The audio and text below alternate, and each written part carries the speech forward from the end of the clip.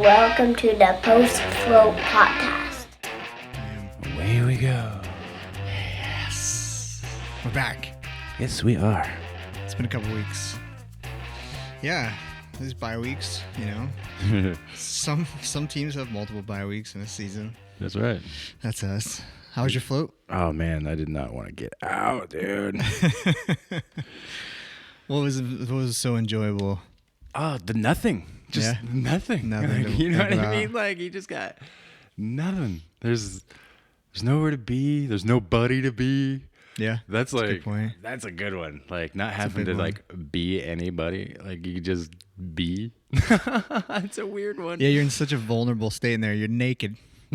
Literally naked and alone in the dark. Alone in the dark. Sounds And like the you start of a bad horror movie. are zero concerned about what anybody's going to think about you. But it's great. Oh, man. It's cool, too, because nobody can walk in. Yeah, right. It's not like, no, wait, trust me, I was doing some meditation, man. This isn't what it looks like. Like, why do you have a little thing over there with earplugs, Vaseline, and a whole bunch of salt, and you're naked? Meditating. I'm meditating, man. In the dark. Don't you meditate? Naked. Sure. Could you have left the lights on? No. Okay. This is, you just gotta just try it, man. Trust me. That is pretty hilarious if you walked in on your buddy, knew forever your whole life, and you come over, unannounced, go into his basement. He's got this weird looking fucking float tank down that you'd never heard of it. And you're like, he's a fucking serial killer, man. There's just 50-pound bags of Epsom salts over there, all this weird crap, like this 35% grade hydrogen peroxide and this big giant blue, tote. And you're like, yeah, I He's see what's going on. dissolving people. He's just dissolving people. Like it's lye. It's like this tank of lye. Oh, man. Yeah, that would be kind of weird. I was actually, like, towards the end, like, I, like, just sat up. And I like turned the light on, and I was just like sitting in like the little dome area, and I'm just like looking at the float tank. I like I'm just, sitting up. Yeah. And I was just like, man, I could sit in here all day. Like I was just like, I could just be. And then I thought about how weird it would be, like, right? Like if I had one of these at home, and I'm just sitting in there, just all like, day. And the old lady comes home, boom, boom, boom, boom, like, you still in there? Like, you okay? Like, yeah, I'm just sitting in here meditating. Like, Listen, it's me or the float tank. right.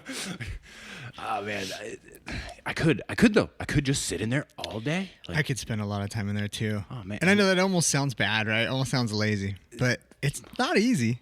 Right. But it is such a cool fucking place to be. You're not laying on your bed, twiddling your thumbs through Instagram.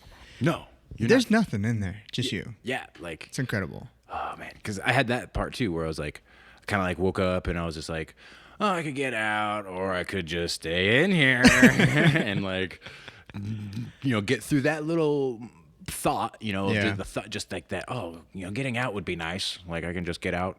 You just always think you're supposed to do something. Right. Yeah. Which makes sense. Your brain, I've always wondered if somebody could replicate like some type of weird Venn diagram of all the different paradoxes of your brain. You know what I mean? That makes up just the biological self. Like the part of you saying like you should do something, part of you saying that you shouldn't do something, and then like you're in between doing both. But then elaborate that to absolutely everything. Like, oh, I can't wait to enjoy this thing. Oh my God, I enjoyed too much of it. Now I feel guilty. Mm-hmm. Oh, I'm so lazy. Oh, all I care about is working out, and I have time over my. Like everything's that way. Like, we're constantly in this mental homeostasis of. It's just a ping pong ball, man. We're hitting back and forth, and depending on how your biology is kind of predicated on is who you are, I guess, to a certain degree, is where you care about keeping that those limits. It's kind of, yeah. I think what you're talking about is kind of like there's a scene in that movie. I think it's Get Him to the Greek with I like that movie. Russell Brand, that dude. Oh, Russell, man, Russell. Isn't that movie with him? Yeah, like where he's like the super crazy drug addict guy. Yeah, and like then he gets sober. And he's just like meditating for like 16 hours a day, and his wife just still hates him, and she's just like, you can turn anything into a drug. Yeah. And I was just like, oh, okay. So it's like it becomes like his addiction, right? He became addicted to like meditate, and so like there's a fine line of like being pragmatic with it, and then like you could overdo anything. Anything. Yeah. Like, but I don't know. I could stay in that float tank all day, and that's why I'm excited that. I'm not give a damn. Well, you should tell everyone you went to a pretty rad comedy show this weekend. But before you go to that just saying you can do anything too far or take anything too far makes me pretty excited that you actually were introduced to somebody there that we reached out to that we're going to have on the podcast. Hopefully we're still kind of working on a date, but drugs has always have that stigma, right? Yeah. But you got to be careful. You got to be careful of fucking cheeseburgers. Yeah, Like, right. Yeah. You can eat too many of those too, man. You can get addicted to those. You can do too much of everything. So, sorry, that kind of doesn't flow very well. But yeah, man, tell everyone what you did this weekend or Thursday, I guess. It was Thursday. So comedian Shane Moss was in town on his Head Talks tour, and it was awesome.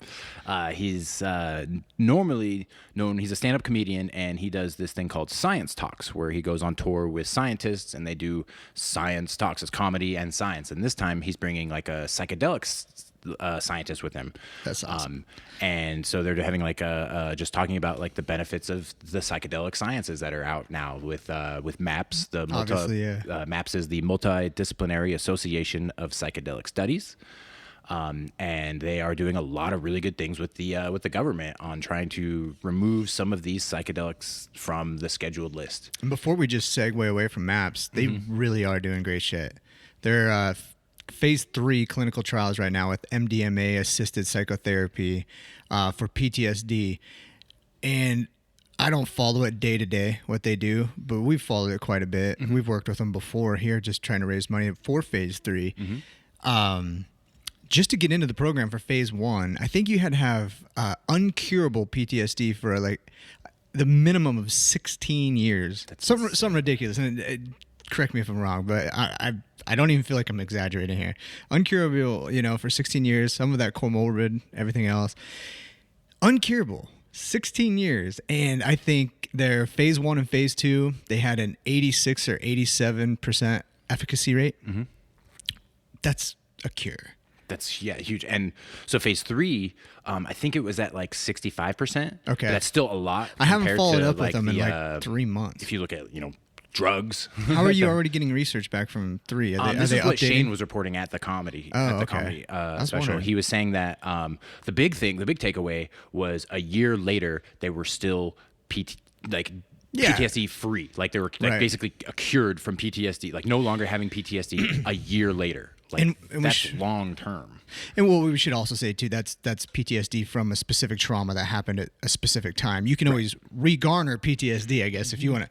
It can be draped on tomorrow, depending on just you haven't had a dramatic experience since the therapy. Right. So that's amazing, huge, man. So a year after phase 2, the same people that had the same efficacy rate of people are still good. Yeah. Like that's incredible. That's big. That's fucking awesome, man. And that's a very extreme drug, Yeah. It's basically the pure form of ecstasy. Right, yeah. Like right now people think of you it say as like MDMA a party and drug. it doesn't even sound bad. Yeah. You say, I'll have that conversation with you, son. Yeah, what is this? And then when you say, oh, that's the stuff the kids are taking at the clubs, it's like, what? Like, oh man, like that's crazy. Yeah, so like decoupling those two set and setting is major, but big deal. No, it's a very huge deal. They're doing it very intelligently, very sensibly. It's smart. They're doing it at Johns Hopkins. Yeah. Hopkins. Sorry, Hops. I try. You know how there's always an S after the John. Yeah. So I never knew that for the longest time. It was always John Hopkins, and now that I try to don't forget that S, man, it turns into Johns Hops. Johns Hops. There's like 16 S's. Johns Hops Skins. Sir Johns Hopkins.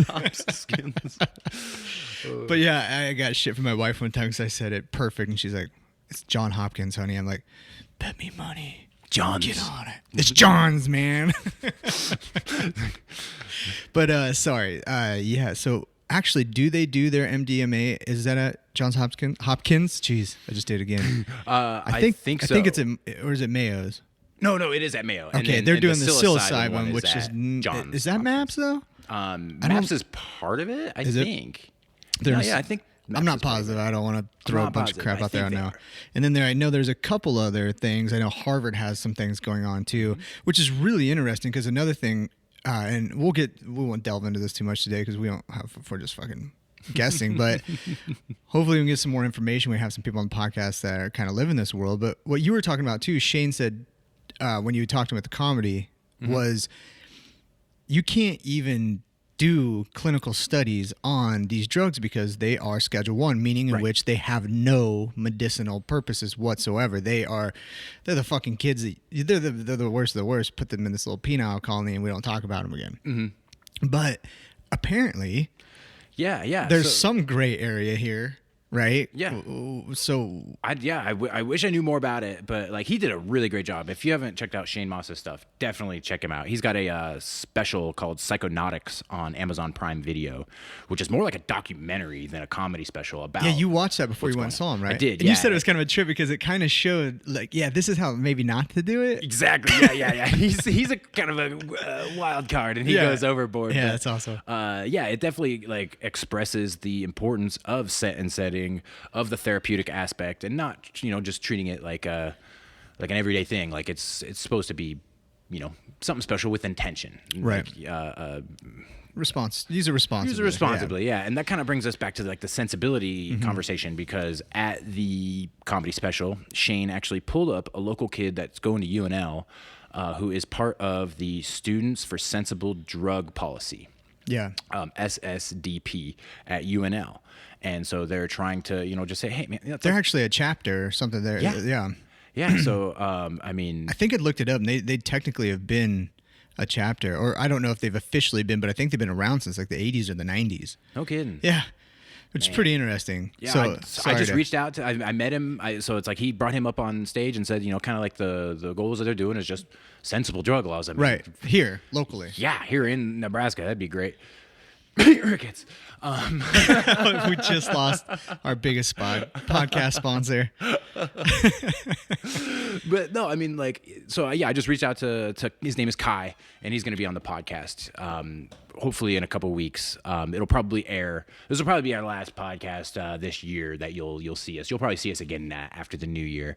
But we'll get Kai on here, and he can explain. Hopefully Kai will be our next podcast. Like, just what the hell's going on, man? Just because, like, this is crazy. Like you and I were talking about this the other day. I could talk about this all day. The sovereignty of consciousness. Yeah, that's a big thing to me, man. I really. I don't think anybody ever stops and thinks about that. You're not sovereign over your own consciousness. Like, right. That's ridiculous. When you brought that up, I was like, wait, whoa. You can't. You are by law not allowed to explore your consciousness. Right. Like, that's crazy. With something that you could walk through a forest and see growing on a fucking tree, man. Yeah. And if I'm with you and I'm one of the, hey, man, I play by the book, I'm going to tell you, Jesse, you put that in your mouth, I'm going to put you in prison for a really long time. Right. Because you are going to explore your consciousness. You're not trying to hurt anybody. So anyway, I know it's a real 30,000-foot view, and I could rant about that all day, but it would be cool to kind of get some foot on the ground understanding of where the correlations are, because it's so easy to get polar with any of this stuff, man. Like, right. I like drugs, I don't like drugs. The appeal to authority we were talking about the other day too. Yeah. Just because it's anti-authoritarian or whatever, it's cool. Mm-hmm. I'm not trying to create cool shit, non-cool shit. We're trying to the fact that they even included sensibility into the name of their chapter. That's fantastic, man. Those immediately, because even if it wasn't there, I guarantee I wouldn't have been like, let's read more about them. Let's touch base. Let's try to set something up. I would immediately had a knee-jerk fucking my skeptic flag would have jumped. I'd be like, oh, man, are these kids just trying to... But no, people who want to have some dialogue, some sensible dialogue. Right. We're all biased, no matter what. But even understanding that, like, look, I'm coming to this from a biased perspective that I'm pretty sure we're not going to find anything bad, but I'm open to interpretation. I'm open for sensibility, for regulation. So the appropriate ways to do these things, how we want to set this up for the future generations, how we don't want to set it up, then the bigger pictures too of like, this is a big subject, drugs. Yeah.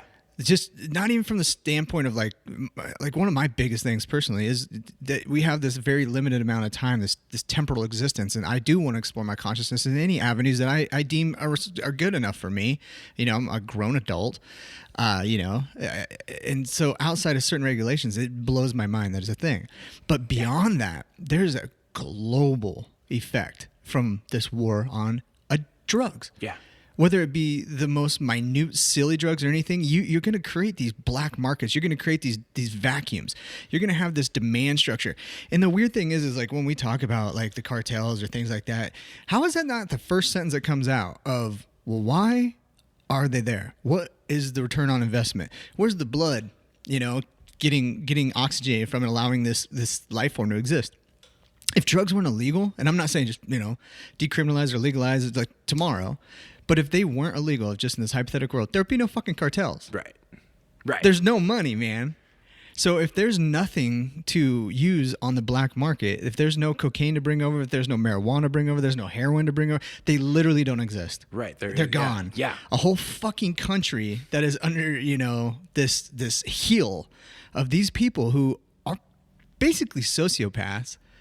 But, what people? Just cartels. Oh, the cart. Yeah. Oh, I mean, yeah, they're crazy, right? You got two things there. You got people, this great opportunity for profit, and you have people that are willing to get profit any means necessary because their brains or whatever, their neurological connections aren't built with this empathy or sympathy or this care for the other being. Right. It is get yours. Right. And you just gave him the perfect fucking game to play. Oh, like, who else? You think good guys are going to go really play that game and just make it all fair and be like, oh, well, don't kill anybody. Right. I mean, come on, guys. You went a little too far on that one. No, those aren't the people that are going to show up and play. Right. And then you start thinking about it from like Mexico's perspective. They literally just recently, I'm going to jack up the article. I read it fast, but they fucking stopped the military, man. What military? Well, the military came in to intervene with the cartel. And they backed down. Yeah. Can you imagine if something got more powerful than like the U.S. military from a perspective like that? I know it's like a fantasy thought to put you but Jesus, if you're gonna give something the perfect power, the perfect reason to exist, and everything else, that's it. If you're gonna get the worst people in the world to go and be a part of it, that's it. Oh man, that's crazy. It's over what? Over the fact that people shouldn't be allowed to explore their own consciousness. Over the fact that we can't do sensible regulations maybe to make sure that, there's an age limit to this. We don't peddle this to certain people. There's education to be had about this. But you can go right now, go take 16 shots of whiskey and shit all over the table, and we'll laugh about it tomorrow. Yep. Because it's not a big deal. Like, that's so crazy. It's fucking nuts, man. The fact that you can just go get blitzed on alcohol. Man. Terrible alcohol word. has no medicinal benefits, and we know that. It's like Peter Attia has, he has an MD and says that alcohol has absolutely is no medicinal benefits. And so the fact that psychedelics are on the Schedule 1, and Shane breaks it down great too, like the schedule list. We're already having a drug podcast. Schedule 1 is just no medicinal purposes, right? And psychedelics are on that list, and it's insane. Not all, but yeah. But like the get your point. Classic psychedelics, which is a weird thing to say. And that's the other thing is, my brain's just going crazy now, but there are these natural psychedelics and everything else that are Schedule 1 that you can't get your hands on. It's so dangerous to become a part of. Even in that world, then you're dealing with assholes that are willing to be a part of that world. Mm-hmm. Grew up around drug dealers my whole life, I like this, but they were assholes. But to be in that world is a sketchy world, man. And you surround yourself with a certain environment, and it's different, man. So even when your buddy sells some stuff, he has to act or behave in a weird fucking way. Yeah, dude. Like, not to get taken advantage of. Okay, you have passed this, psychological test that you are safe to take this. We're gonna have you come to this place where it's safe for you to take this, and we're gonna make sure you're okay. And even outside of that, that is huge for all the people with PTSD. Literally having people who have smoked for their entire lives go to Johns Hopkins, do one round of psychotherapy assisted, trip basically with psilocybin and heroic doses. I'm sure, like, this is no joke, but they're done. Yeah. They never smoke again. Oh, yeah. But my point of this is like, okay, you could go and you can learn about this mushroom or this plant that grows or whatever, or you can lock all those up from, not even, like, you don't even talk about that. That's not cool, man. You are no longer a part of the society because you are labeled. Yeah. You have this stigma now attached to you. Yeah. But that just also leaves you up the opportunity for not some sociopath with a gun, but another sociopath, or not a sociopath, but just not a very intelligent individual when it comes to just negative things that could come from the decision of going and chemically building the consequences? Yeah, the consequences. Yeah, exactly. Just something simple like that. They're not thinking of the consequences of going into a lab now and then just synthetically producing something similar to it. Right. Is that the shit you want people taking? No. And everybody thinks that's a big deal. Ugh. So, but we don't need to do that. Right. You don't need the synthetic thing, man. And it's cool too that now CBD is coming kind of on the scene, and that's already devolving some of those stigmas that are associated with THC. Right. Because but everyone's so confused. Yeah. Because for years and years and years, it's just been taboo to even fucking talk about. Yeah. So it's not like you're sitting around the dinner table going, well, this is what it is, kid. It's a plant. It looks like this. Pretty terrifying, huh? Right, yeah. And here's what it does. It's almost been 100 years since that plant's been illegal. Isn't that crazy? So it's been under prohibition for since the 100 30s. years. And look we're approaching 100 years, right? And just talking about prohibition, look what happened when we tried to with alcohol. Right. We had our own, quote unquote cartel version, right? I think about that, man. Because you can just make some moonshine out in the woods there. I was just like, you know what I mean? Like people are shooting each other. Like, our Attorney General Doug Peterson and Pete Ricketts, who are so anti-marijuana and are so presumably pro-alcohol. They're not like trying to ban it, and they drink. Like, obviously they have a glass in public. And so it's like, man, how can you be pro that and anti this? Like, it would be cool to know what somebody actually is, though. Because I'm just I was thinking about this the other day, like throw them back in the 30s and during the prohibition of alcohol era. Right. It's like, what would they're they going have to done? speakeasies, dude. Exactly. 100%. So now, you know what I mean? When the shoe's on the other foot, it's they're like, knocking on that door. It's like, you know what I mean? Man, like, unless, again, though, it's a dangerous world. You're knocking on that door, lower some inhibitions, have some social activity with your friends. Again, there's no medicinal benefit to alcohol, but I'm not saying you should get rid of alcohol. Right. Alcohol's fun, man. I had a beer the other night. Just the I had a beer principle. last night at a dinner with a family. But dude, you're going to go knock on this door, and you're going to be in this weird environment that doesn't even need to exist. Period. It's crazy. Man, yeah, it is. It's fucking crazy. Yeah, it's what more it is, of a man. war on consciousness than on drugs. It's a war on just rationality, personal man. sovereignty. Yeah, there's individual definitely sovereignty. Like, and that's what I was thinking about. Like, I love this country more than anything, man. Like, this is the best. I'm so lucky to have been born with the prosperity and freedoms I do have. But it's weird when I think of like liberty. Mm-hmm. If I don't have the sovereignty over my own consciousness, my fucking own brain, I can't do what I want with. right. How does that equal liberty? I've always wanted, like, that is like the definition of, not having liberty. Yeah. Yeah. Like, it's crazy. So, and the thing is too, man, there's two different conversations to have here, and we can just have them all at the same time. I know we're already ranting about this, and we'll probably be talking about this again when it kind of on, but this is one that gets me fired up a little bit, and I get it, dude. I don't want my freaking 13-year-old or whatever to go out and just start doing some recreational drugs and getting all crazy with it and going out to some clubs and throwing on some neon shirts and shit. And no, man, that's not it. That's not it at all. I also don't want her to go out in the cornfields listening to AC/DC and fucking drinking every time it says thunder. And alcohol's legal. Right. You know what I'm saying? And also there's that thing too where, I know this is kind of digressing again, but you take your kid to a park. And you tell them, you can go anywhere in this park you want. Anywhere. Go have fun. Mm-hmm. Go have fun. This is going to be great. Go have fun, buddy. But you see that building right there? You can't go in there. Right. That's the one place in this park you don't go. You understand me? Okay, go have fun. Where's the fucking one place that kid wants to go? Exactly. That building. Yeah. Right? That seems like a human kind of thing. It's weird. I don't know the theory behind that, why that happens, but 100% that kid is obsessed with that building. Yeah. Oh, yeah. I remember reading forever ago that Dostoevsky Man from Underground, and he Holy was crap, talking I haven't about thought that. about that book in a long time. He was talking about that, like just the you tell me not to do something, and I'm going to do it. Just right. Spite is what he was talking about. It's like not even the human it's ability. got to be more to than spite. Though spite's an obvious one. I could see that, but there's got to be an underlying condition. Just a curiosity outside of spite. I think there's a multitude of facets there, but I never did anything in spite. But I just did it because, well, I'm fucking curious now. Curious in spite. Yeah, no. Of the fact that you're not supposed However, to do it. the appeal to it. I get what you're saying. I'm definitely, I'm just kind of busting your balls, but for sure. like the appeal to authority spite, 100%. Yeah, I've done that a million times before in my life. Like, authority says that I'm not supposed to do that. Yeah, I'm going to fucking do the opposite of what you told me just because. Been that way my whole life. Because you're wrong. You're the man. It's like, you yeah, know? yeah, man. Yeah, you're a perfect example. Dude, yeah, I've man. definitely succumbed way more than you throughout my years. Dude. Then I had kids, you know, so.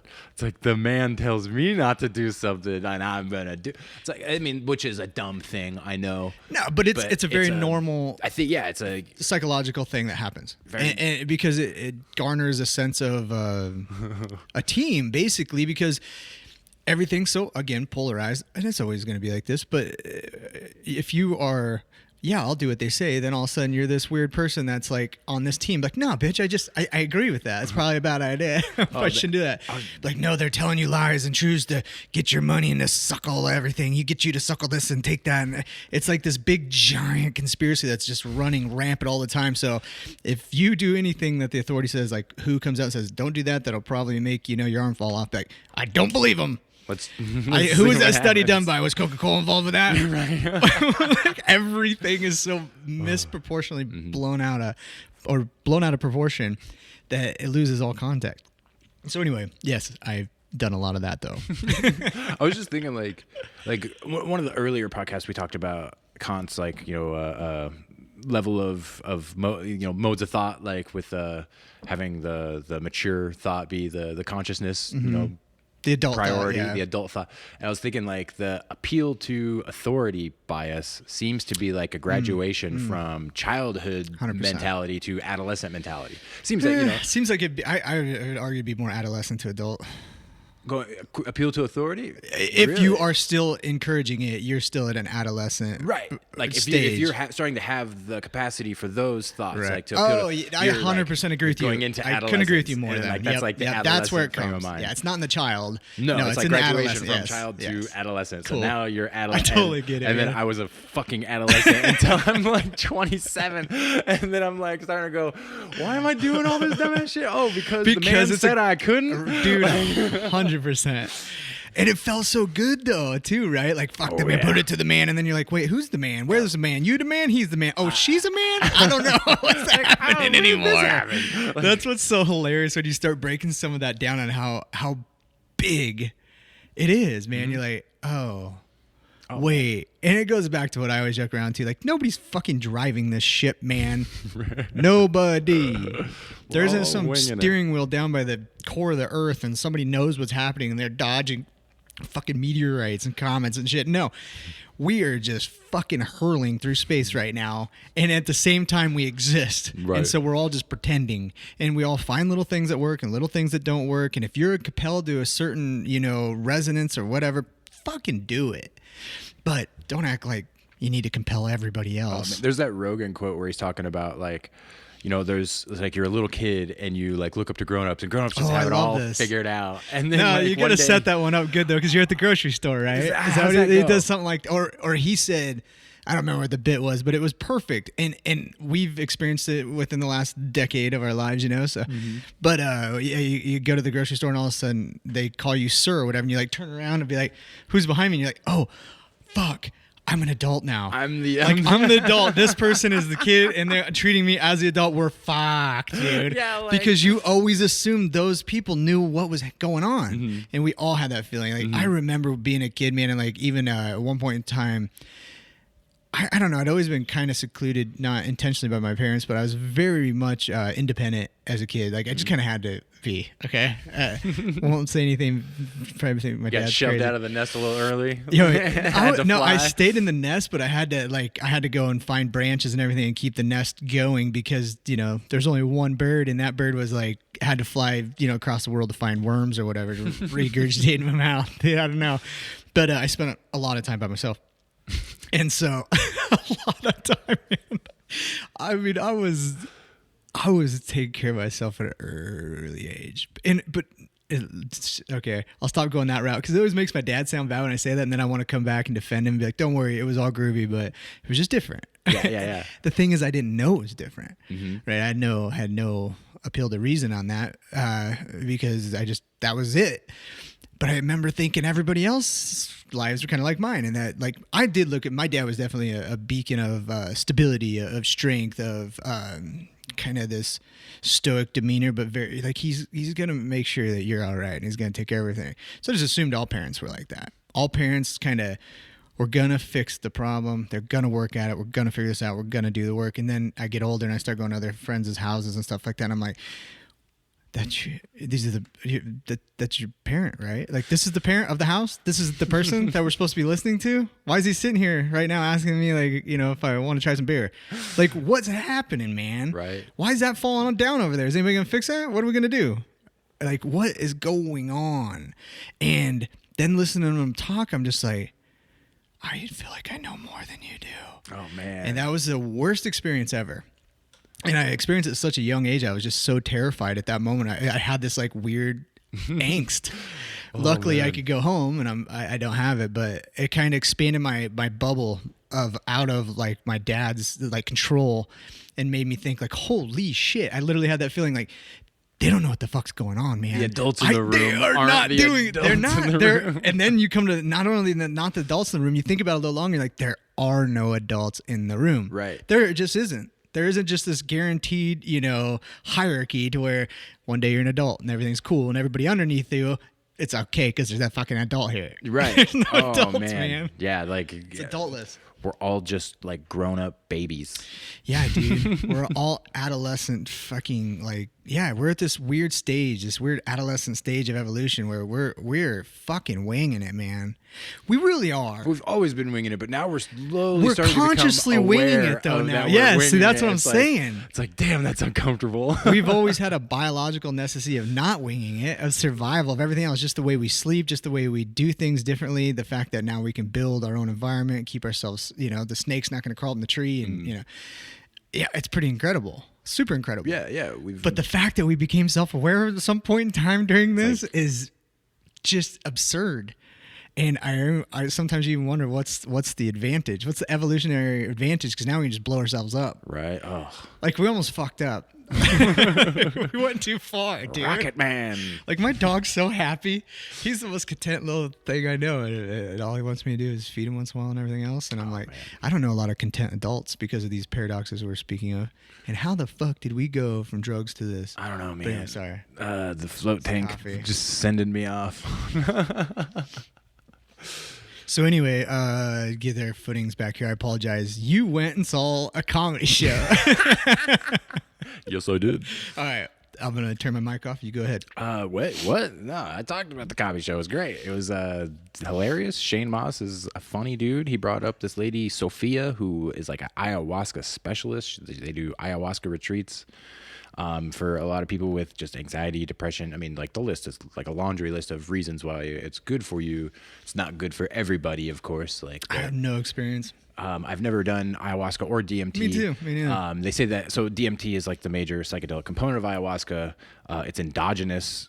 They've found it in mice. They think They that believe it's endogenous in humans. they believe it's endogenous in humans as well, which means that we're carrying around Schedule 1 drugs in our heads and stomachs and All the bodies, time. all of that. It's like we are grass. walking illegal drugs. Grass has DMT in it. I mean, it's like Almost it's everything, Like, they yeah, say. yeah. It's like DMT is actually really common, Super common and it's molecule. Like, and it's a Schedule 1 drug. Like, if you're caught with it, if you're caught with what's in We your got to head- get a drug expert on here, man. Yeah, I know. Like, we should. We do. Like, that would I be want to cool. know so much more about this shit. I also I want to get like a behavioral psychologist on here Yes, too. 100%. I I saw think that that's Mr. important. Rogers movie this weekend. Yeah. Dude, just thinking about that guy, man. Like, he was a God, man. What a pleasant. You're falling short on the Mr. Rogers, like. Oh, man, like I just wanna like learn more about like what can we do for kids, because it's like it's a pretty scary time. Period. Like, for adults, you know what I mean? Yeah. Like, things are pretty rocky with the whole Rocket Man, It always is, right? nuclear arms Yeah. race, all this shit. It's like, imagine being a kid during this shit, man. Like, it's like I can't. It's like things were pretty. It's like we always had the adult in the room to tell us everything's Yeah, gonna be okay. that's what I think's important. I think you You almost know? have to cultivate the adult before. But it's like when the adult is looking like. Yeah. I'm I not think good- there's a lot it's of like- asshole adults out there, like non-consciously assholes, not intentional, just like a weird incompetence. Like, Right. kids just aren't ready to hear certain shit, man. It's like, how do you tell somebody they're being rude when they don't think they're being rude?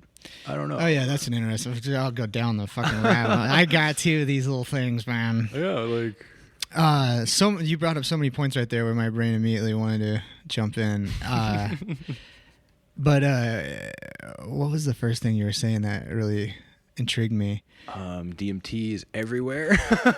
Yeah, there's that. Or walking drugs. Yeah, first of all, there's the hypothesis that it's endogenous in our brains, maybe even produced by. It makes it so perfect that it's the pineal gland, but that it might be produced by the pineal gland. Right. Which because it just becomes so The third eye. I know it's a fucking gland in your head. But that's crazy that our lower brain, these reptilian thing or these things that we've just carried on forever have this potential of producing dimethyltryptamine. So that's interesting, man. And yeah, again, would be a Schedule 1 drug. I have no exogenous experience with DMT either. I would love to. Just, again, not recreationally. I'm not like, oh, dude, you got some DMT. I'll meet you in my car in 5 minutes. No, I won't. Again, that's I think where we'll end up taking this. Let's when go we to talk the Grateful about. Dead concert. Let's do it, man. Smoke some DMT. And hey, man, if you're again compelled to do that, I'm not going to judge you. Power to you. But Yeah. I mean, I think there's I think there's more. Just don't to drive your this. car. Don't be an asshole. Just Right. like any fucking thing else. Just There's more be to it a than just reasonable, that. Like, pragmatic you can adult. Really question, go to the deeper parts of yourself and I don't know, maybe realize that you don't exist. Like the idea of who you are is just an idea. Yeah. Like all these things, man. And then you can start to let shit go. You know what I mean? I mean, me and you growing up. If you can get to that point where you start to look at yourself, which is a practice I've been doing in the tank, where the Sam Harris meditation app. We will not go one episode without bringing up Sam where Harris. he talks about where he'll you turn attention on itself Yeah. and then rest your mind. Right, yeah. Bam! I've been doing that in the tank and it's just great. And then because the practice of doing that makes you more aware that the idea of yourself is just an idea. Mm-hmm. Everything's You a don't- thought. It's not concrete. I'm a doctor. I'm a lawyer. Are you really? I don't know about this, man. I do like the ability for people to be able to, ask themselves who they are, though. Mm-hmm. I do like that ability, not because, for one reason, I did this to you one time. Remember, I was like, everybody's going to make it too complicated. Yeah. That's always the test. I'm like, hey, man, let's go float and ask yourself who you are. And you're more likely everyone's going to come up like, I don't know, I just couldn't figure it out. Mm-hmm. And the only reason I ever do it to people is because I think you just overcomplicate things sometimes, man. There's a real beauty in that mediocrity that, what you are, man. I don't know what you are, but what I am, I'm a dad. I'm a spouse, I'm a partner, I'm a friend, I'm a small business owner. That's it. Right. But because there's a real anxiety with trying to be fucking more. But that's your idea of you. Right. No, I get what I you're have getting an at. idea of you, and it's completely different. It's Yeah. you know what I mean. And so there's all these different. But I think that's beautiful. views out there. Yes, exactly. I get what you're getting at, 100%. But I think when you start with that mediocrity, then you're not trying to. Because then otherwise you want people to think things about you. You get what I'm saying? Yeah, I want you to think, oh, Levi, man, he's just one of the deepest thinkers. So smart, dude. Look at him, dude. Look at that guy. I'm just staring in his eyes. Look at him thinking deep. Woo, look at those eyes. Yeah. And that's the uncomfortable part, because the only reason it has to be complex is if you're worried what everybody's going to think your fucking answer is. Also, I don't think it has to be complex. I don't either. That's my point. Yeah. I think that it's just that simple, that it is just an idea. Mm-hmm. And so it's you don't, when you start to have those thoughts and you start to have those realizations, you let things go way easier. You don't get so uptight about shit all the time. And it's I just find it's easier from a mediocrity level than trying to explain to somebody the idea that consciousness and your existence is just a thought. In the beginning, it's very. It's hard to. It's the consistency. Oh of no, practicing definitely it every do day, it. Doing it every, and that's where meditation comes in. 100%. And then doing that in the tank, and psychedelics as well, because psychedelics disengage that part of yourself. I would I just want to know more. I think it should be there should be labs all over the world just putting in grants to go and study. I call it medicinal, call it whatever the fuck you want. Just what is happening, man? Yeah. Nobody knows. Yeah, we can't know because it's illegal. Yeah, because the thing is too, man. I mean, I'll talk shit about maybe it sounds like I'm talking shit about recreational drug use, and yes, I want to be smart, and I'm a fucking adult now, and this is where my brain works. I'm boring. I'm sorry, kids, but I would have never had psychedelic experiences if when I was 13 I wasn't going to my buddy's basement to go eat these damn mushrooms and drink some, orange juice to try, because we were just being dumb kids because they had been stigmatized. So we were trying to go do something cool, and I did. Don't get me wrong. They could have. I had some profound experiences from some of the best game changers ever, man. But at the same time, what a waste, because it could have done it from an educational standpoint. Yeah. I could have known more about it. I could have been reflective on, instead of just being like, what did I just get blasted out of? Right. And how the fuck am I back? Yeah. And holy shit, I can remember a bunch of it. Like, fortunately, like, we took it the route of experience rather than the route of recreation. Like, eventually. Yeah, right. That's so over the course of adolescence. So no, I was 100% recreational in the beginning, and again, it was just because it was, go do this thing. But everybody's gonna do it, and so what I'm saying is, it's gonna happen, and I'm not opposed to it happening, but I'm not encouraging kids to go out and do acid right now at 13 years old. It's just, you are looking forward to, it is going to happen, to look into this from the mindset of not recreational. I would definitely advise people to check out Michael Pollan's book, How to Change Your Mind. Yeah, man, Michael Pollan, is amazing. Good one. I want to read that. Haven't read it. Oh, dude, it's so good. Like, he goes through and breaks down from, like, what he calls, like, the 3 waves of psychedelics, like the early first wave, which is like early man discovering psychedelics, evolving. Then the second wave was in the 60s or the 50s, really, when Albert Hoffman discovered LSD, and then they started like, the guy that was that started AA actually got off of alcohol using LSD. Wow. And then that's AA, in that book? Yeah. And then AA became like this whole thing where it was just like, well, we're not going to be using LSD to get people off of drugs. We're going to use God, and that's so that's the route they took it. And the guy that started, really wanted to keep LSD as part of the program, but they wouldn't do it. Right. And then now the third wave, after it became all illegal in this, the 60s and 70s, and coming back around to, like, the 2000s, is now the third wave of the psychedelic era. And he goes through and just talks about and he talked to all these neuroscientists about how, like, they've having people going into fMRI machines on psychedelics now, and they're learning at how it actually has the brain, like, different parts of the brain can talk to each other. So where are they doing this fMRI machines? That's again, it goes back to this point where I'm like, I thought you couldn't study it. I know. I don't fully understand, like, the caveats and how you get to be, because, like, we can't just study it, right? But do you remember the beginning of Pineapple Express? Kinda. Where they're like, they got this bunker and they're smoking weed, and they realize that all of a sudden, so it's like, it's got all these military guys down there. You don't remember Pineapple Express at all with this? Oh, man. Can you blame me? Oh man, Seth Rogen, I fucking love that guy, man. Yeah, he's hilarious. He's hilarious. He's an artist, dude. That guy's a trip, and you could tell he suffers from some severe anxiety too. If I'd be like, get the float tank, man. But no, anyway, it was just funny because this, soldiers smoking and whatever, and then his commanders are giving him orders. He's like, yeah, no. He's just like, fuck you, man. He's like, I feel good. And it's like, and that's where the whole, like, big crackdown, the prohibition came from, because people weren't able to respect authority. Oh, they were high, but anyway, you got to rewatch the beginning of that. I'll have to rewatch that one. Maybe it's not that great, kids. I haven't seen it for a long time. I apologize. I used to just be a stoner in a different life. And so anything associated with that and appealed to higher authority, I was on board with, man. Yeah, man. Oh, dude, it's crazy. Like different levels, man. Like, and like listening to Rhonda Patrick talk about, like, the 3 different ages, right? You have your biological age, you have your, like, physical age, and you have your, like, your cognitive age.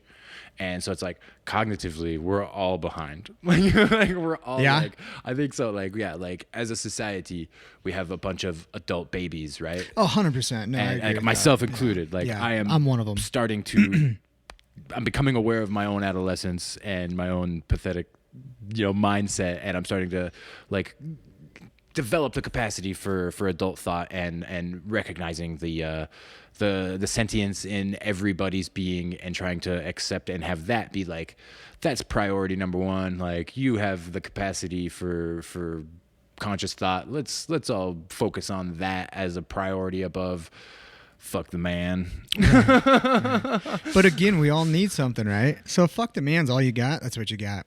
And you blindly adhere to it. It's not like everybody is, getting up every morning and saying the mantra to make sure, fuck the man again today.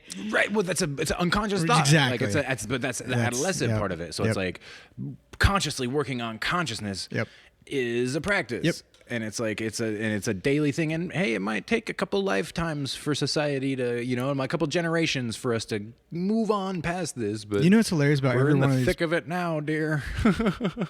I think you said that beautifully. And it's hilarious. Every one of these podcasts, no matter what we're going to talk about, even if we're just going to bust each other's balls and just be stupid, they fucking come back to the exact same thing, which is pretty incredible. Oh, well, I mean, I think that's my life right now. Well, You know what I mean? Like, that is life. and I think that's a lot of people's lives. Like, it's just like we're winging it. It We're literally just kinda, is like figuring this life, out, though. and I'm the adult in the room now. Ah, man, like okay, let me explain. Sit around, and come here, child, and I'll explain the world to you and how it works. Oh God. Like, man, like that's a huge responsibility. I didn't realize. I do like what you was say mine. too, is because when you're unconsciously or incompetently doing things, even if you're just naively doing it correctly, or there's all that. You can be unconsciously competent. Yeah, you talked about that. But there's it's the exploration and the dialogue of not determining what is in facto the fucking best way to do it. It's just constantly exploring and examining, exploring. There is no goddamn answer. Right. Yeah. It's like That's, I think, what's in 20 important, man. lifetimes, But there let's are a look lot. back and There say- might not be like the gold nugget of truth, right? But you know what? We've left in the wake a whole fuckload of things that we know don't work. right. That's important, man. That's a win. I mean, Yeah. that's like, instead of just trying to win the game at all costs, man, it's trying to win enough games to do enough well to fucking make it to the championship, whatever the hell that might be. And even if you never obtain that through, just what the fuck the mind is, or why we do the way we do things, what's right, what's wrong, where's morality come from, what's consciousness, what isn't it, what are you talking about, why is anybody fucking doing a podcast, are we real, is this a simulation, is it just me? Like, yeah, you could do that all day, but I think it's still important to have this dialogue, hence why we started a podcast in the first place, just so me and you could schedule an hour out to just talk nonsense. Oh man, because it's all in there, man, and if you don't take time, it never happens. It'll never ever happen. no. Your survival mode is so key to survival Right. that it's on, man, and it'll just drag you through every day. You'll just be surviving all the time, it which will is distract okay you for a lifetime. but if even you that's let okay. it. But man, shit, dude, you're at the movie theater. You sat down. You bought your popcorn. Watch the fucking movie. Right. Like, that's what this giant thing is. It's this big, weird IMAX screen that's around you at all times, and you're in this fucking movie. So, like Rogan says, be the hero of your own story. Yeah. Be the protagonist. Like, feel what that feels like. Who do you want to be? Oh, what do man. you want to learn? And so all I'm saying is just those little caveats open up the discussions of anything. Otherwise, if you ever try to be, hey man, what do you talk about? Want to get some food? Yeah, the food, beer. Food's an easy one. sports. Beer. Like, and nothing against those. Again, those are great. Right. Entertainment. Entertainment. Entertainment distract. It's like anything to distract you from questioning yourself and coming to that realization that, hey, I'm just an idea. The potential of being entertained at all moments is there. It's just, it doesn't have to be these highs and lows and these gratifications, and it's just there. One thing I've been kind of trying to like be more aware of is the fact that learning about this thing is entertaining. That's what I was trying to paint. That's This fucking thing Yeah. I'm living in I'm alive inside of a thing that's alive, right? Yeah, it's like true. my mind is alive, right? Like it's doing its thing and it's working and it's going to do its thing on its own, whether I'm conscious of it or not. So it's alive. And then it's alive inside of this physical body that is alive. So there's all sorts of life. And how much of it is like Entertaining. just autonomic? Yeah. It's just taking care of itself, and you're just like attached to this It's fucking so vehicle. fascinating. And you're just like and it's just like carrying you around. You're like, what? I was the doing shit? that trick again in the tank today where I was What's like that? telling myself to talk without talking, dude. You gotta That's do it. so funny because I almost did it. And you know what I did? What? I just didn't want to make noise. Don't make a noise. I know. You get to I know what you mean, but I was gonna do it, and I was like, I just wanted to make noise first and then go through what you were saying. But I was like, I could not compel myself to make a sound, Dude. It was weird, and so then I just fucked off and forgot all about Man, it. Which I apologize. I'll do it next time. Do it. It's so Do it. fun. Like, and if you floating this week, do it. Do this So- thing where you.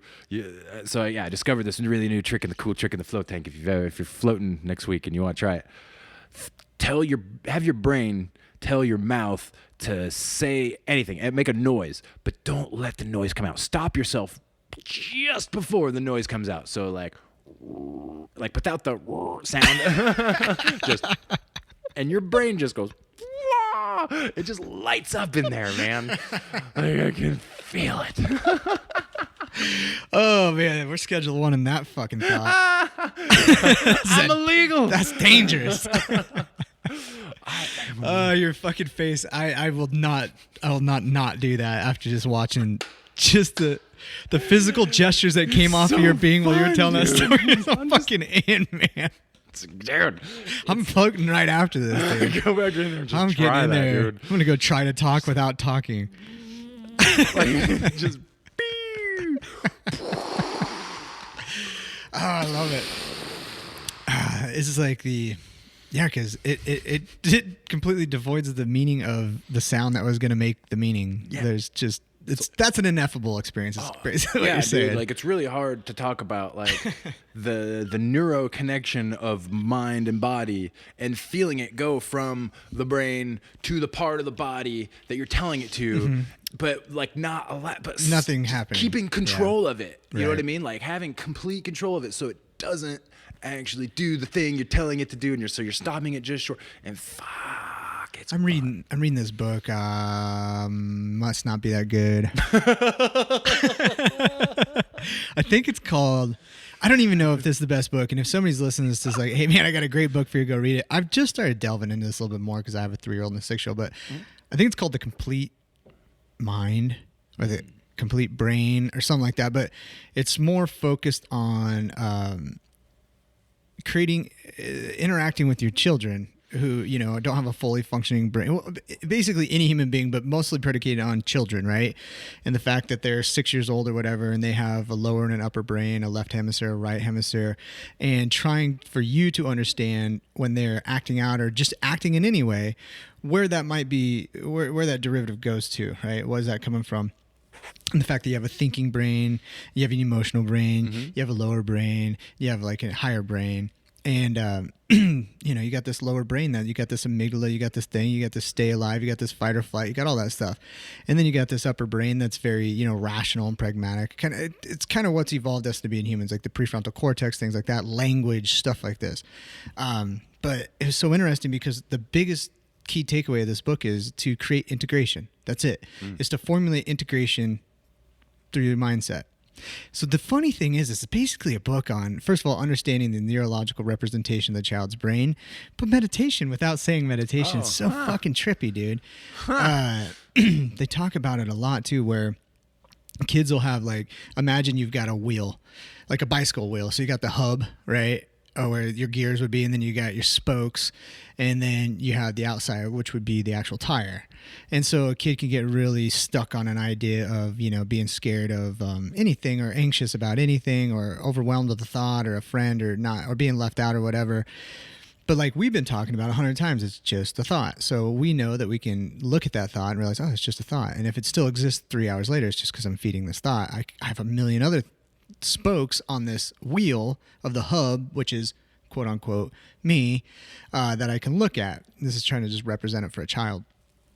And you just get them to go look at those other spokes, the tips of those other spokes that reach the tire, about like, oh, I love playing with my friends, or oh man, I'm into this, or I'm gonna read this book I've been reading with my dad, this chapter book.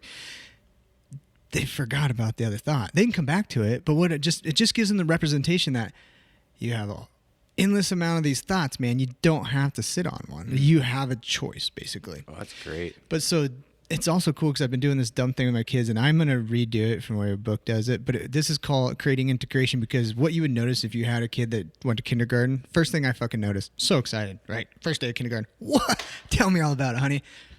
Huh? The next day, oh, dude, what was it? What'd you do today? What'd you do today? What'd you do today? What'd you do today? What'd you do today? There's never anything there, man. It's so weird. It's like they're so present in like in almost a negative way. They don't even fucking realize they did anything. So there is no association. There's no story, no formula. So then thoughts can kind of become their own powerful thing, where if you build it on the story, it's just integrated. Oh, so it's like you have to like start. Yes. You like set the story up to like help them be like, oh, hey, I'm doing. I'm something trying to today do this now. Just started. So I asked him 2 questions, and these I need to come up with those questions. But 2 of the questions are, what are 2 things you did today that you thought were really cool, or you really enjoyed?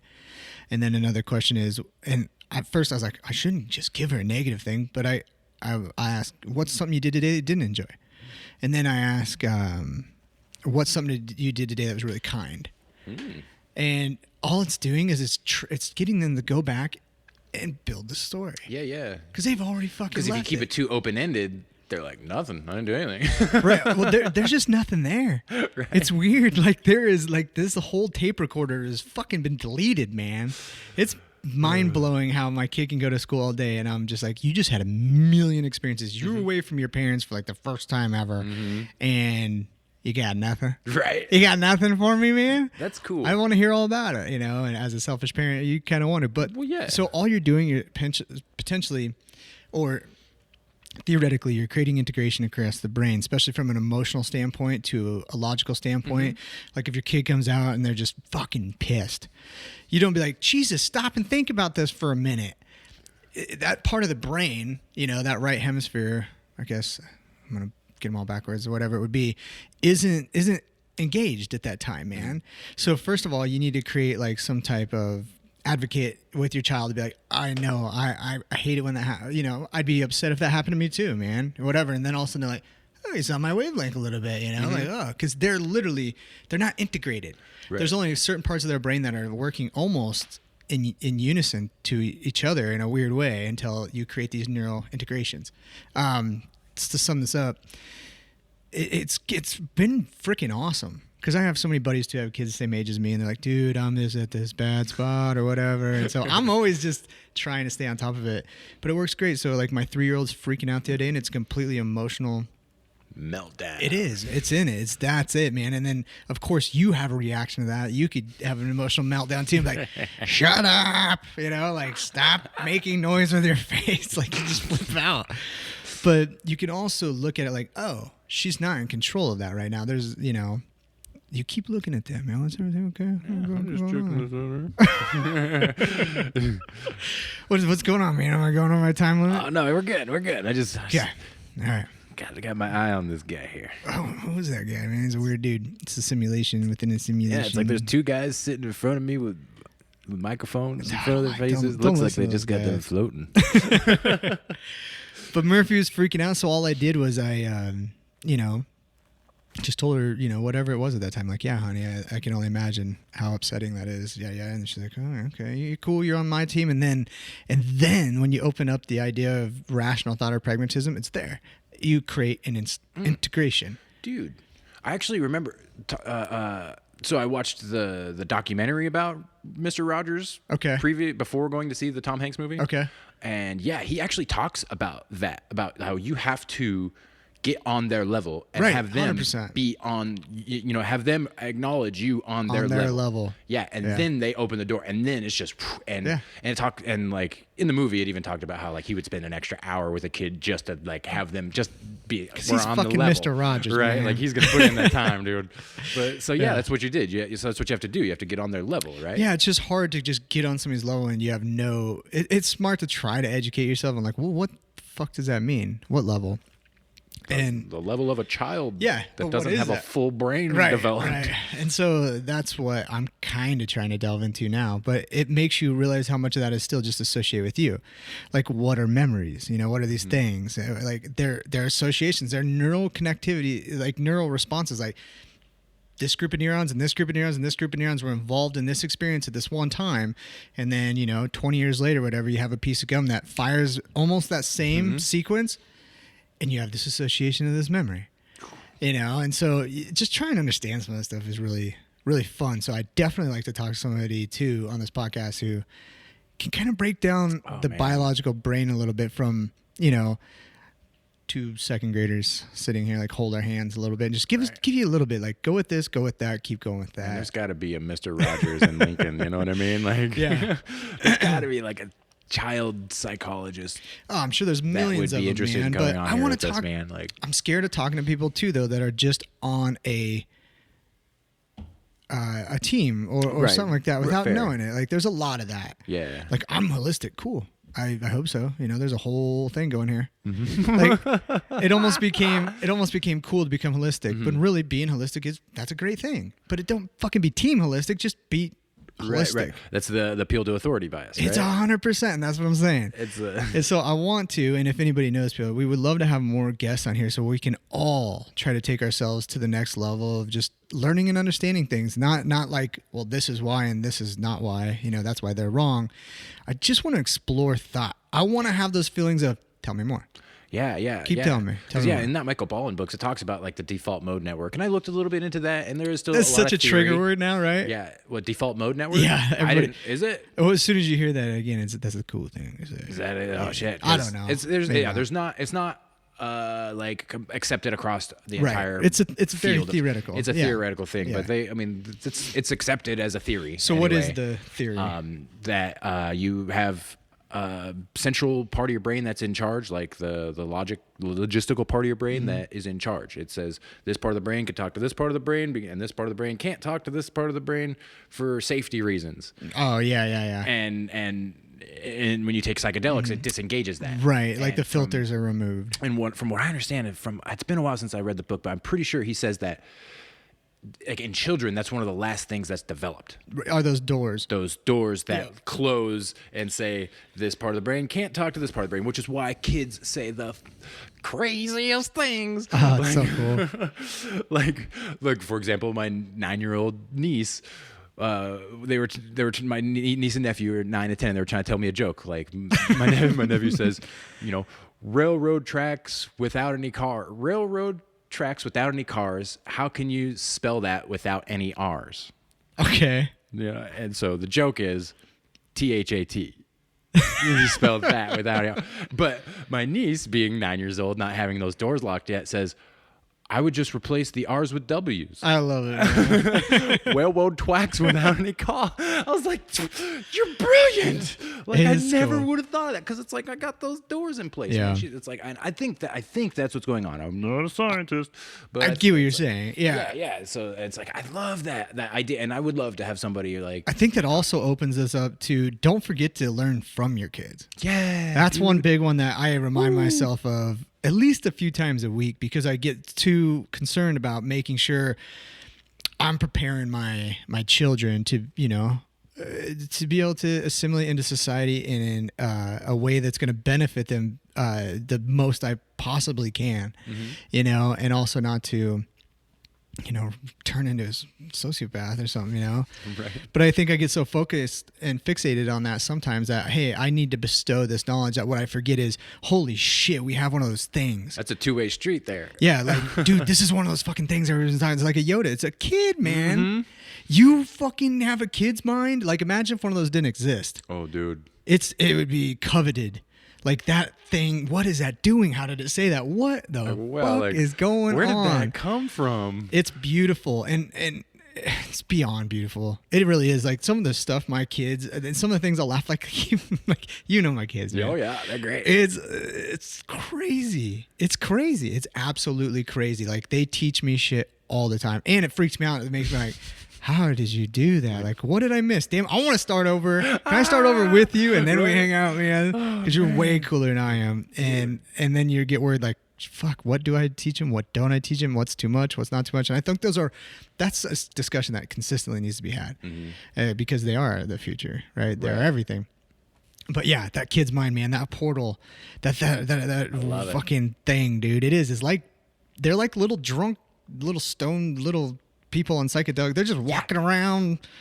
Thank God we drive them around. Don't let them get behind cars or do anything too serious. Can't work with, like, you know, like the way Michael Pollan describes it in his book. He's like, little kids are basically just tripping all the time. Yes, they are, dude. It's like, everything is wonderful and magical. Nuts, right? It's just like, Yeah. all the colors, I was thinking all the light. I was thinking about that too the other day. What did you take? Because I also think, and I'm susceptible, and I've done this wrong many times, and I was trying, like, we're so worried about our kids liking us too.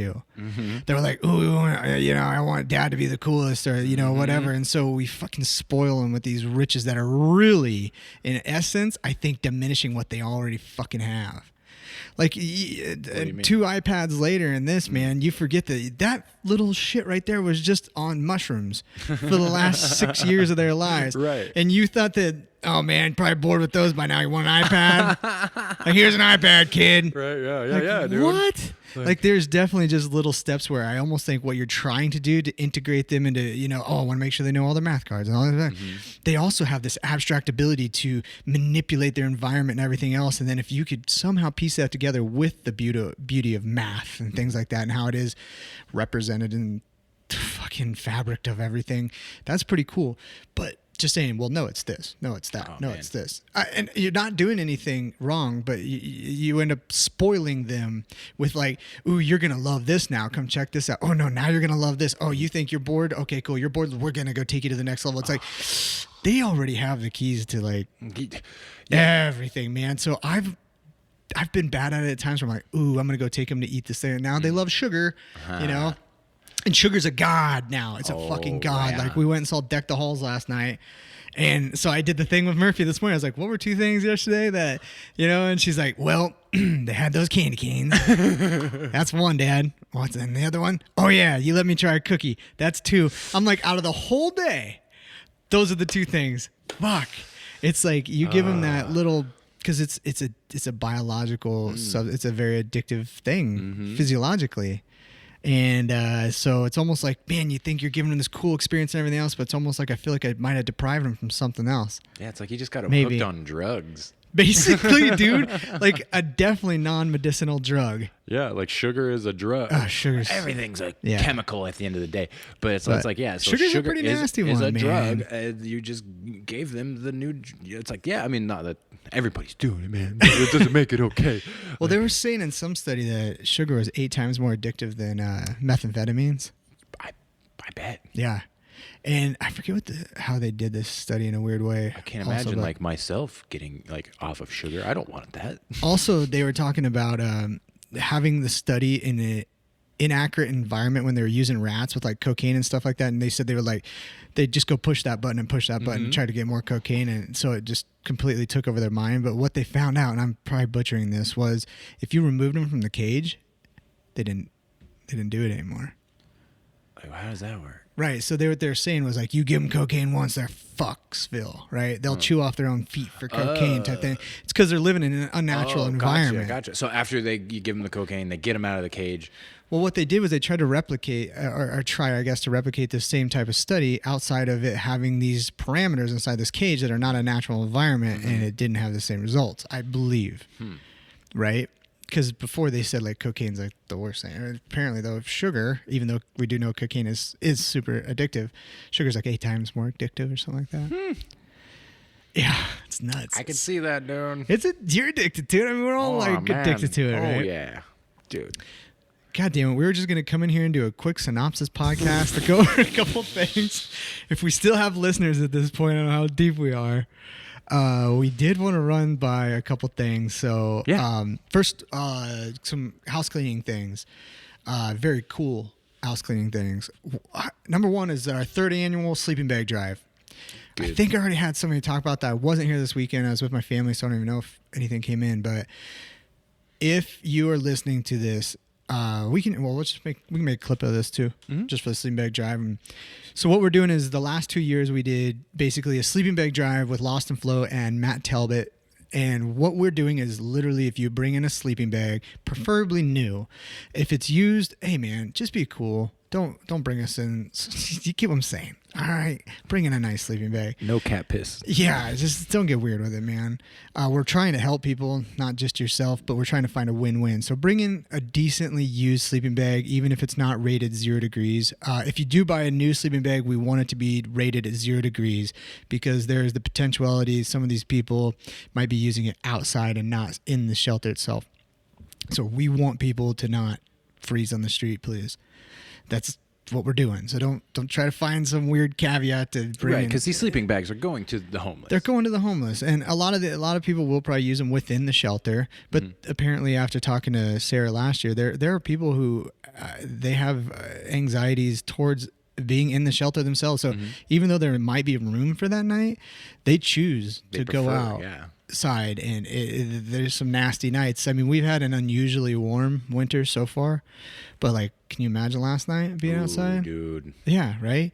So do me a favor. If you're going to buy a new sleeping bag, make sure it's rated 0 degrees. That way we can just cover all the climates of Nebraska. Right. If it's used sleeping bag, don't stress about it. Just make sure it's in decent condition, but bring it into the shop. This is one way you can do it anyway. You can bring it into the shop. We'll give you a float, and we'll put that right on your profile right there. That float will be good for 90 days. Mm-hmm. You can also share that float with anybody.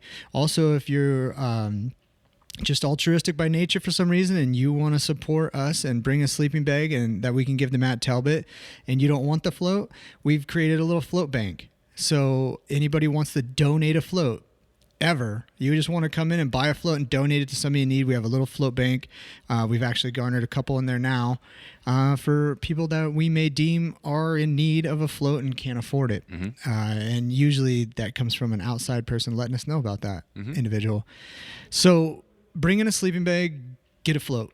Here's the thing. Here's the crazy thing. We've done this. This is the 3rd year, man. We do a BOGO sale, right? We've done it for the last 3 years for Black Friday. Mm-hmm. People buy them. It's awesome. Yeah. Right? It is. This is the same deal. It is.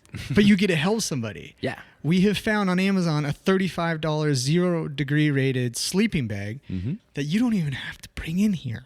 You can just go to Amazon, get it, put in our address, which we have all this information online, deliver it to us. If you would like that float, make sure we know who it's coming from. You're done. And it's going to go into good hands. Oh, yeah. So it's a BOGO deal, which everybody jumps on every Black Friday. Plus, you get to help somebody in need. Yeah. It's ridiculous. It is the coolest deal ever. And, and what we get out of it is we get some advertisement out of it. People get to talk about how nice we are. And we are really trying to do something awesome. But it's not completely altruistic. We do get something out of this, but we also don't get any no monetary gain from this. We're literally going to give you a float for giving us a sleeping bag so we can give it to people that freaking need it.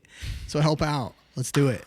I want this to grow and become bigger, and then eventually turn into something else. We even thought about doing something a little bit bigger this year, but we weren't sure we could handle the logistics of it because it's hard to get people just to turn in a sleeping bag. Yeah, and we reached out to Matt Talbot and asked, like, was there anything like in particular that you want to do? And they said sleeping bags. Yeah, like, people they say need every year that sleeping bags, and so if you can help out, like donate a sleeping bag, or just go to our website, or our Facebook page, Lost and Float Facebook page. Like, we've got the post right there with the link to the Amazon sleeping bag. You can just deliver it to us. It's like $35. That's about the cheapest float you're gonna find in the country. Yeah. Oh yeah. You're not gonna find a float cheaper than that. Especially one that makes you feel so good for helping somebody out. And we also know so many people do want to help, and just like all of us, we don't have the time. Yeah. Or we forget or whatever. It's all set up for you right now. And if that link is incorrect, let us know. But last we checked when we sent it out a few days ago, it's going to be what you need. Yeah. If you're listening to this right now, go to Lost and Float Facebook page and click on the link to the Amazon sleeping bag. $35. Purchase it. Have it delivered to Lost and Float. You will get a free float, and you will help someone in need. I didn't realize you had such a good radio voice. I'm winging it. Dude, that's a good one. There is adults in this room. It's Jesse Butterfield. Winging it. So if you do that, just put your name on there. If you have a profile with us, we'll add that float. Yeah, if you want to bank it, we'll put it in the float bank, and we'll give it to somebody who needs a float. I mean, like, that's talk about altruistic. Like, if you can really want to do something. And guess what? People did that last year. I was actually surprised. We had a few people like send us a sleeping bag, and we're like, how do we get a hold of this person to get? And we finally tracked him down. We're like, hey, sorry, we didn't have enough contact information. Like, oh, we didn't want anything in return. Please give that float to somebody else. Just donate it. Sweet. It's like, wow. Okay, we will. Yeah. I mean, so that's one thing we're doing this month. Mm-hmm. The other thing we're doing is for profit, and is also absolutely amazing, though, is for the rest of December, first of all, is going to be the sleeping bag drive. It will go on until December 31st, as well as will this next deal, which is if you become a yoga member, whether a $69 yoga member, which is just unlimited yoga, or a $95 yoga member, which is unlimited yoga plus float, and you sign up in December, we will give you your first month free. So pay for 1 month, basically, or $95 is going to get you 2 full months, and then from there on out, you're good to go. You got a regular membership. There's no commitment with these. There's no contract. There's no fee. There's no risk. There's no nothing. There's just none. The only commitment really to any of Lost and Floats memberships is to yourself. Period. We try to make you financially commit, which is good, man. Get your butt in the door, do your work, become adults. Everyone's like, that ain't happened to them yet, man. But yoga is so good. Jesse and I just did Yoga Friday. Luke's class again for the power yoga is fantastic. I always feel so much better after yoga. And that. I train. I love to train. Like, I'm going to go train after this. I shouldn't say train. Like, I know what the fuck I'm doing. Jesus. But I'm going to go throw around some kettlebells. I'm going to go do a bunch of stuff. And like last week, I had done a lot of steel mace and kettlebell work, and I was super sore, and I went to yoga, and it was hard. But I felt so good afterwards, man. Like Saturday, I felt really, really, really like just my body felt better. It doesn't mean my legs weren't sore. Yeah, like the good kind of sore. Yeah. And we got just, it's fun. Like we were even like, maybe too much joking around during the yoga class, like being terrible students. But it was fun. It was fun. Like everybody's having fun, man. I was like a minute late, and so they were giving me a hard time, which is just so rude, dude. What, to be late? I know. It's terrible. Yoga, just to bust in on a yoga class. Thank God I know the lady who owns this place. So yes, please, seriously, $69.95. You get unlimited yoga. Not only that, you get unlimited sauna. Tuesday through Sunday, 9 a.m. to 9 p.m. You can sauna whenever you want. And we kind of have like a little sauna crew going on here because there's just a plethora of benefits. On top of that, though, if you're a yoga member and you want to come in and float and you're not a Yoga Plus Float member, it's only $49, and that's including tax. If you want to do cryotherapy, it's only $39. Also, if you know somebody that's want to float, they can buy your discounted float. Like, it's ridiculous. I don't think we've ever figured out a way to like express how much is packaged in our memberships, and the fact that you can literally cancel it at any time. Oh yeah. You do have to call us. I guess you can't do it online, which gives you that weird guilt thing, but deal with it. But and then the $95 one, you get unlimited yoga, unlimited sauna, the discounts we just discussed, $49 floats, $39 cryos, and every single month you'll get a $65 float added to your profile that you can either use yourself or give to anybody.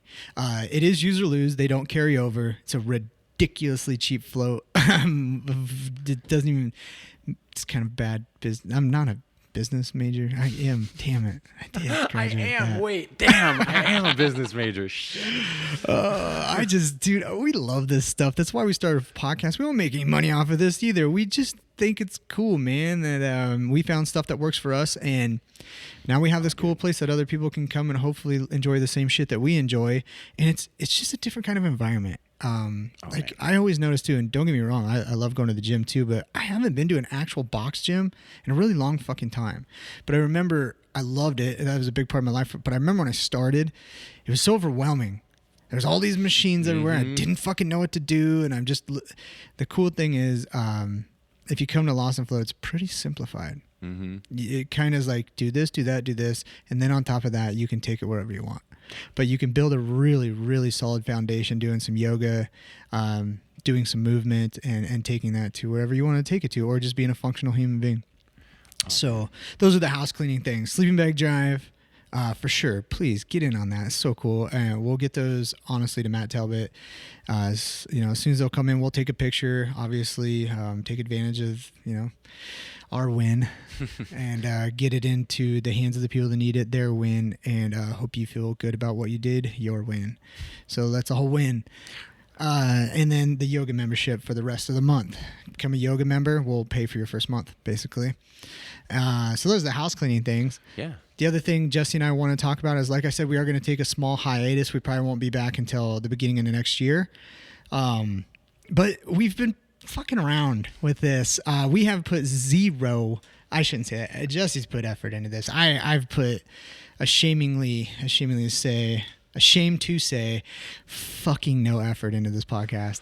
But what I've realized now is we're about 12 podcasts deep or something like that. And I dig it. I like it. This is fun. This is something that now I think deserves some more attention. And what we want to do is we want to be able to not only showcase our vulnerability in the hopes that it'll make you be more secure with your own, but we want to use this podcast now to help our community in a way that they're people that could teach us things that if we build a big enough platform here, we can give them an outlet. And we can also give ourselves a place to plug in and learn about new direction instead of, again, just being unconsciously subscribed to something and reacting and acting and living in survival mode. We can use dialogue, open forum discussion. We can all just kind of question this existence and work to make it better for our kids. And it's fucking fun. Oh, yeah. It's so fun, man. Oh, yeah. What better is there? It's literally a different movie every time. It's new shit. And we don't have to spend billions of dollars away. And it's real. So that being said, our next guest is probably going to be Kai Johnson. Mm-hmm. Okay. I'm so bad at names. It's going to be Kai Johnson. Hopefully we're setting that up now. Again, he is with the Students for Sensible Drug Policies at UNL. And I can't wait to talk to the guy because I think this is something, again, that it's a sensible discussion. Yeah. We need to have sensible discussion about drug policies. And then after that, we want to delve wherever we go. So if you have really good guests that you think that there are really interesting, cool shit happening in this community that if we were all aware of, if that we not that you have to jump on the train, but just simply being aware of that might benefit more people. Again, finding that win-win. Mm-hmm. Let us know. Reach out to us on our Facebook page, or I guess we should set up an email eventually. Yeah. Or something. But we are going to take this serious. So what we're going to do is we're probably going to move this out of Lost and Float where we're at right now. We're just sitting in a mezzanine, a storage closet, basically. If you can see behind us, that's been driving Jesse absolutely insane this whole time. If you're listening to this, there's nothing. It's just nothing. We're just up in a loft. So we thought we might try to pull some money together here. Between the two of us, we have 4 kidneys. we do? Did you already sell one, man? Oh. Fuck. Just using mine? All right. So we're gonna try to maybe set this up in my basement or something like that. Got a spare room over there, and kind of make it a very comfortable, legit thing that we can be a little bit more responsible with, a little bit more organized, and utilize to catalyze, be a catalyst for some important, potentially important voices and ideas. Yeah. And if you haven't checked us out, we started a Facebook page, Postal Podcast. Yeah. Follow that. We'll be putting clips. Yeah, bring links all your attention to that. You can message us there if you have any ideas for local guests. We'll answer them too. We're so small right now, you'll get direct correspondence. Yeah. My secretary will handle all that. But yeah, that's moving forward. I think like next year, the Postal Podcast. Yeah, we're gonna going places, dude. We're gonna push it into another direction. We've had a lot of fun. Just literally, we just wanted to experience like what the hell do we even have a voice? And I'm not saying we do. It's nothing like that. But we believe that we could provide a platform to get some people in here, and we have no agenda. Which is kind of cool, man. We're not really associated with anything except for Lost and Float, where we want you to become a yoga member. Give us sleeping bags. Fucking float. Come on. Yeah, let's go. Get your shit together. That's basically all we want. But even Lost and Float itself it's just my playground. These are the things that I love doing, man. And I was fortunate enough to be like, fuck, I'll build it because then I can do it. Mm-hmm. And then hopefully other people will be into it and they'll see the value in it and they'll be able to help sustain it financially. And I live here. I live in fucking Lincoln, Nebraska, man. I live here. My kids live here. And let's take care of each other. Yeah, man. All right? Let's just take care of each other. The more people that are like mentally, okay, the better it's just going to be for everybody. Yeah. And so and physically too. Yeah, they're not mutually exclusive. We've talked about that ad nauseum. It all goes hand in hand. It is a holistic approach. Anything else to follow? Nah, I got a little ditty. Oh yeah, don't forget the ditties. That was with a D. Ditties. Sorry, I said that really fast. Big ditties. That's the name of this track. Is Little Ditty. Big Ditty.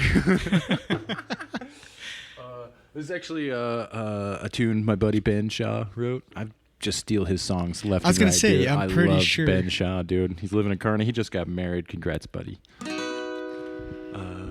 Thanks, Ben.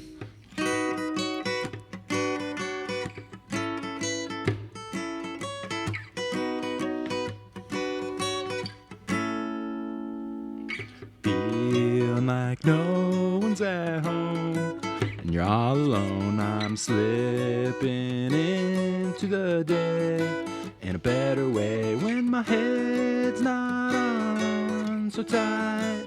Gotta figure out what's right. Alright.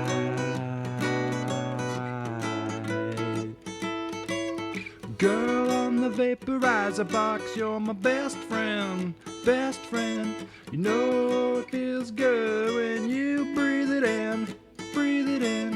When I wanna go to bed, tell me what's in your head.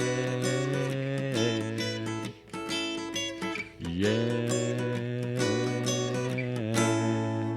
That was great.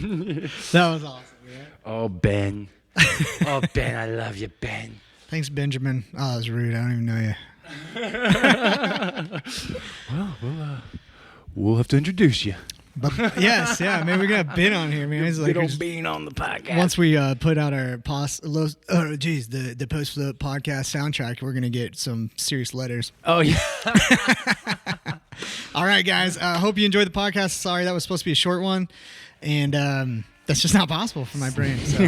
We'll see you in 2020. Bye bye. 2020 Stay safe. vision. Before you hit that button, man, have a fucking awesome Christmas. A happy New Year. We absolutely love you guys. Be safe. Be cool. Be grateful. Every single day, think of one thing you're grateful for. Bye. Hanukkah Kwanzaa too.